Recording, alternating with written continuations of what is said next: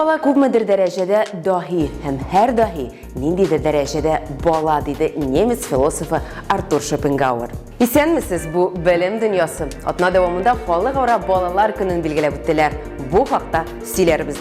Алдагы минутларда дулкынландыргыч мизгелләр. Татарстанда иң масштаблы имтихан ничек үтте? Нотыкчылар көрәше лекторлар лигасы бәйгесендә нинди төп тема булды? Бар яхшысы балалар турында. Елның иң матур һәм күңелле көнен ничек билгеләп үттеләр?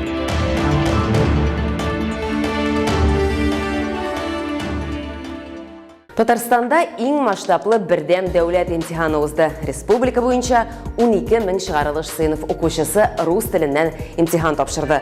90ннан артык имтихан кабул итү пункты оештырылган иде. Аларның 11се өйдә оештырылган иде. Кайда буларак мөмкинлекләре шикләнгән балалар өчен шулай эшлиләр. Алар өчен имтихан язу вакыты да озайтыла.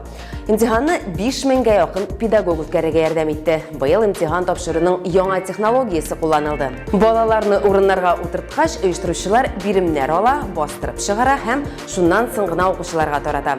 Имтихан ахырында әзер эшләр шул аудиторияда сканер аша чыгарыла һәм инде булган мәгълүматны эшкәртү республика үзәгенә җибәрәләр. Шундый пунктларның берсе 89-нчы Казан мәктәбендә эшләде.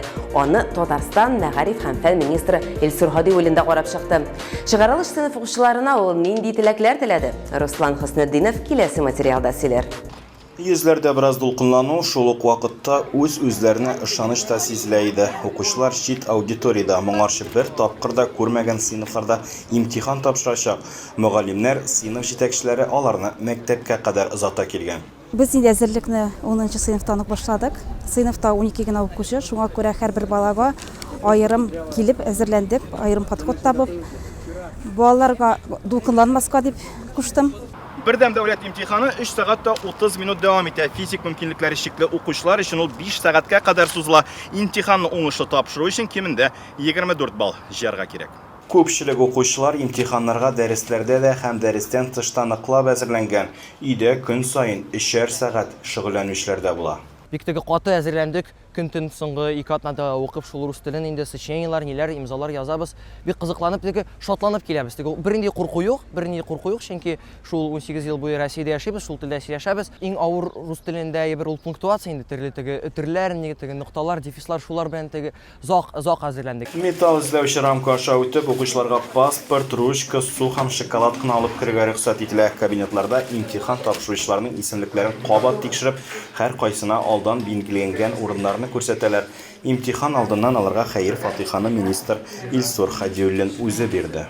Вы и так готовы, все знаете, замечательно. Все, уже сегодня ничего не изменится. Илсур Һадиуллин имтихан башланганчы күзәтүчеләр белән аралаша, укытучылардан әзерлек барышы белән кызыксына. Быел имтихан уздыруның алдагы еллар белән чагыштырганда үзенчәлекләре дә бар, ди министр. Материаллар интернет аша без аны алабыз. Шунда кагазга төшерәбез, бастырабыз һәм шунда эшләнгәннән соң аудиториядан чыкмыйча аларның эшләрен сканер аша җибәрәбез Мәскәүгә һәм безнең монда тикшерергә. Шуңа күрә әле мондый технология юк иде. Имтихан нәтиҗәләре 17 июль көнне билгеле булачак. Лекторлар лигасы да шулай киң колач белән узды. Казанда Россия белем җәмгыяте оештырган конкурсының ярым финалы узды. Идел буеның төрле төбәкләреннән килгән 59 конкурсант халык алдында чыгыш ясау күнекмәләрен күрсәтте. Казан конкурсының турыдан-туры этабында 9 мәйданчыкның берсе булды. Россиянең 61 регионыннан 400 ярым финалчы. Дистанцион этапта җиңүчеләр шулай ук Мәскәү, Екатеринбург, Сочи, Архангельск, Ставрополь, Владивосток, Новосибирск һәм Тула шәһәрләрендә иң яхшы лектор исеме өчен көрәшәчәк. Татарстан башкаласында конкурсантлар музыка, архитектура, риторика, филология, фәлсәфә һәм социаль медиа турында лекцияләр укыдылар. Эльвина Минабетдинова булар барын күреп кайтты. Как можно добиться расположения того или иного человека? Он должен был работать с аудиторией, он должен был работать с людьми.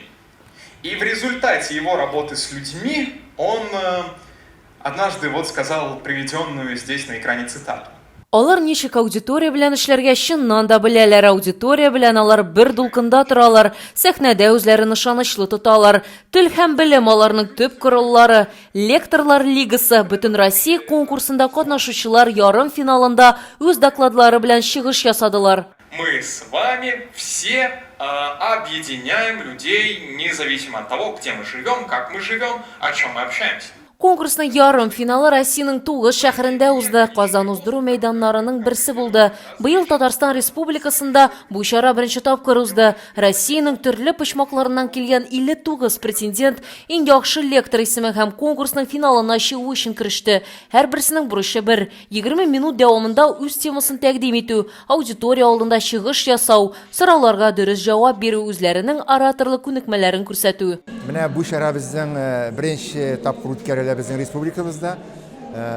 Барлыгы Россия күләмендә 400-дән артык шушы лекторлар, алар арасында студентлар да, аспирантлар да, яшь галимнәр дә бар. Минем әйтәсем килә, менә бу Казанда үткәргән мәйданчыкта безнең Идел буе округыннан 59 катнашучы килгән. Аларның барысы да бүген көч сынашырга әзер. Чөнки философия мәсьәләләре буенча филология, аннан соң сәнгать, кино, политик, сәяси мәсьәләләр буенча да чыгыш ясарга һәм үзләренең сәхнәдә тотышлары белән, компетенциялары белән, билемнәре белән алар лаеклы урын алырлар дип уйлыйм. Чыгыш ясау өчен темалар катнашучылар тарафыннан мөстәкыйль рәвештә сайлап алына. Музыка, архитектура, риторика, филология, фәлсәфә, социаль медиа. Тема сайлау мөмкинлеге зур. Биредә катнашучылар да төрле өлкә вәкилләре, югары уку йортлары укытучылары һәм студентлар. Мәсәлән, Оренбургтан килгән катнашучы Петр Якимов сүзлекләр куллануның мөһимлеге турында доклад тәкъдим итте. Катнашучы үз чыгышы белән актуаль проблеманы күтәрде. Ни өчен сүзлекләргә мәрәҗәгать итәргә һәм нинди белән файдаланырга. К сожалению, мы на сегодняшний день наблюдаем, что Кызганычка каршы бүгенге көндә без мөрәҗәгать итмәүләрен генә түгел, гомумән нинди сүзлекләр барлыгын да белмәүләрен күзәтәбез. Тагын бер мәсьәлә, полиграфик сүзлекнең әһәмиятлелек бәйләнеше, сүзлекнең интернет вариантының, аны бер катлы сүзлек атап була, шул мәсьәләсе туа. Менә әле билгеләнергә кирәк, бүгенге көн кешесенә нинди сүзлек белән файдаланырга, бигрәк тә хәзерге яшьләр өчен. человеку, особенно современной молодежи.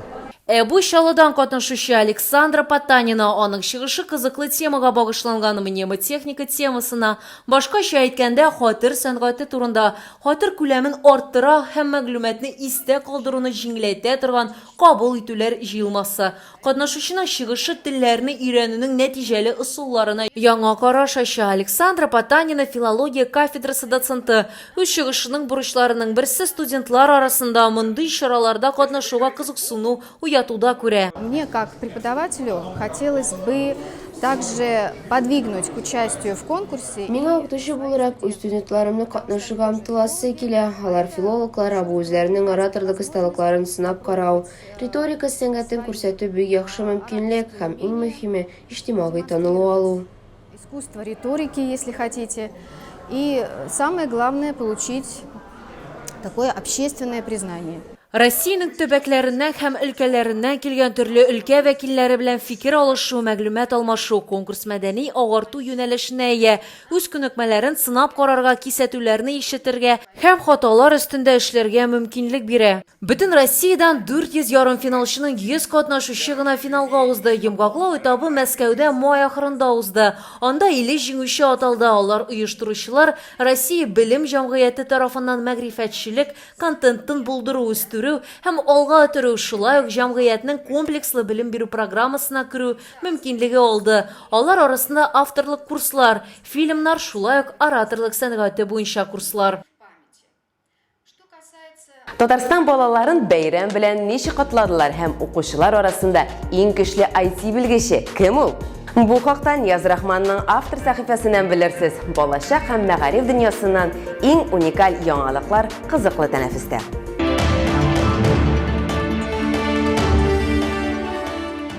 Исәнмесез, вакыт дигәнең, әле кайчан гына яз җиткәнгә сөенгән идек, инде менә җәйне каршы алдык. Мәктәп укучылары каникулларга китсәләр дә без монда калабыз. Кызыклы тәнәфес сәхифәсе сезнең өчен атна саен чыга. Бүгенге чыгарылышта да интернеттагы иң кызыклы яңалыкларны без алдагы минутларда тәкъдим итәрбез. 1 июнь ул балаларны яклау көне. Ел сайын ил буенча бу уңайдан төрле чаралар уза. Татарстанда читтә калмый. Быел исә һава торышы да менә дигән булды бит. Шуңа күрә бәйрәмнәрдә катнашучы балалар саны да шактый күбейде. Төрле хәйрия чаралары, авыру балалар да читтә калмый.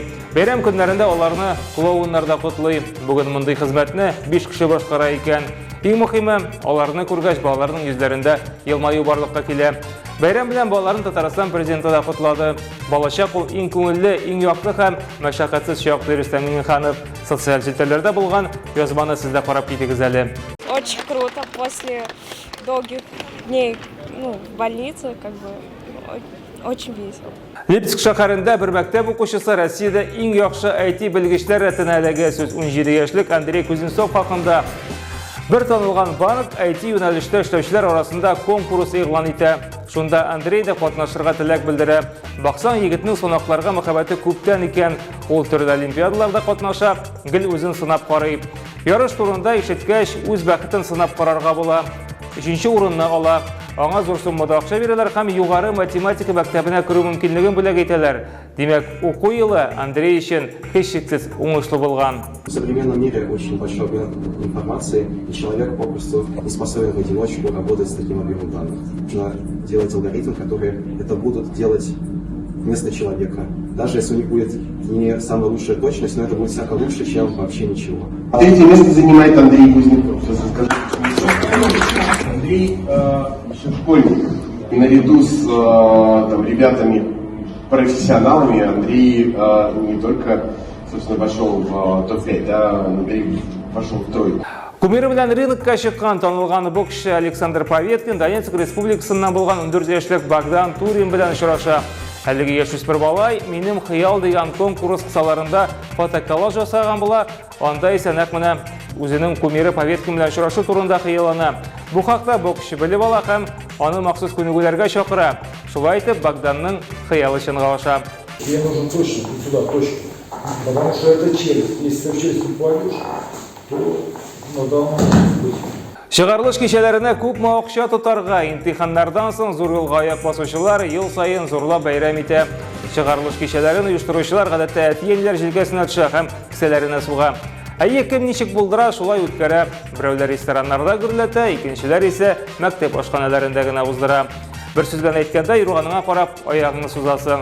Сораштырулар буенча быел чыгым 9нчы сыйныф укучылары өчен 30% артачак, 11нче сыйныфларныкы 15%. Шул ук мәгълүматлар буенча узган елны 9-лар 6600 сум, 11ләр исә 11500 сум акча җыешкан булган. Ил буенча чыгарлыш кичәләре өчен әтиеләр якынча 10 сум акча җыя икән. Мәктәпкә керү генә түгел, хәтта аны тәмамлау да шактый кыйммәткә чыга түгелме? Алло, проснись! 21 век! Сейчас счастья не ждут, его завоевывают. Россиядә укытучы блогерлар берлеге барлыкка килергә мөмкин. Бу хакта телеграм-каналларның берсе хәбәр итә. Укытучылар арасында инде бүген бик стап блогерлар бар. Алар үз эшләренең социаль челтәрләрдә даими рәвештә күрсәтеп баралар. Россиянең Мәгърифәт министрлыгы бу фикерне уңай бәяле икән. Яңа берлеккә 20дән артык белгеч керәчәк. Димәк, укытучы блогерларның интернетта алып барган эшләре юкка китмәгән. К доске пойдет Романова. Ой, а я тетрадь дома забыла. Где домашка? Ты ведешь себя как первоклашка. Ведь уважительная причина была у меня ангина. Я не верю, я твои энки завтра все проверю. А еще была я у зубного, и вообще-то тут ничего такого. Ты давай неси дневник, сейчас я все отмечу. Родители, чтоб знали, тебя дома отругали. Бүген менә шулар иде. Очрашырбыз. Сәламәт булыгыз.